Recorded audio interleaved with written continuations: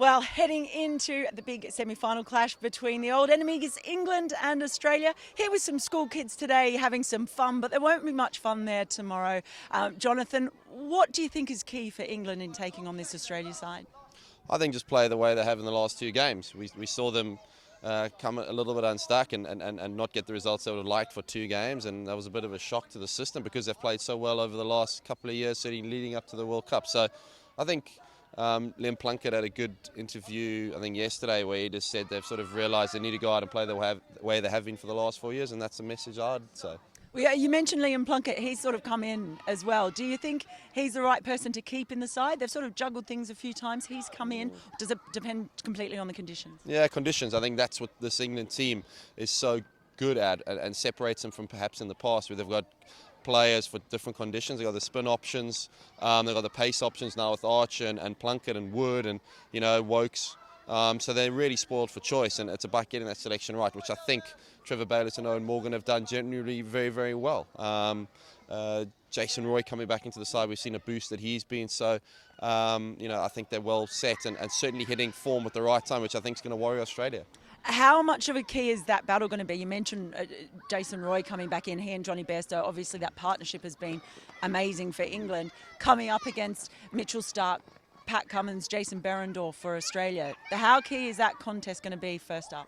Well, I think that's one of the key things, as is our seam bowlers against their top sort of 4 or 5 who are very, very powerful players in their own right, and that's what's going to make tomorrow's match so fascinating and great for the spectators. So I think a few of the kids from here today are going to be going down to witness international cricket at its finest. It's going to be exciting, and it's great for the city as well.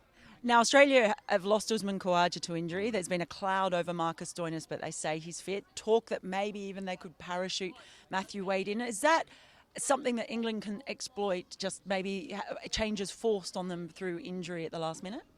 Well, I know the English side have always got stick for going to the Ashes and having a B side there as well, which is what Australia have at the moment. The Australian A side here is playing, and they're playing some very good cricket as well. So perhaps the shoe can be on the other foot where they can call in players as well. So that's happened in the past, certainly on Ashes tours in Australia, and that's why you have A-team tours like Australia here at the moment, to have players in form that can come into your side and hopefully add to your team and make it even stronger. So who knows, but it's always good to see the Australians sort of scourging for players and a few injuries on their side, and I think England look like they have a very settled 11 and hopefully can get away with the win tomorrow. Of course, there's all the talk about history and Australia never having lost a semi-final, the way England's gone in World Cups.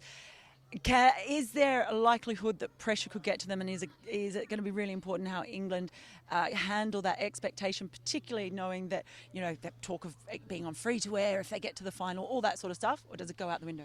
I think it goes out the window. I think they've had their sort of moment of pressure in the group stages. I think now they realise, and it's very clear how they need to play, and I think there's sort of the safety catch, if you like, is off. They're going to go out there and play positive cricket and their brand of cricket that they've played so effectively and done so well with over the last couple of years, and well led by Owen Morgan. I think probably the best ODI captain that England have had, and really positive to see how he goes and leads the side. It's going to be an exciting time. This is what they've worked for, don't forget, for the last couple of years, and the focus has been on this World Cup here on home soil.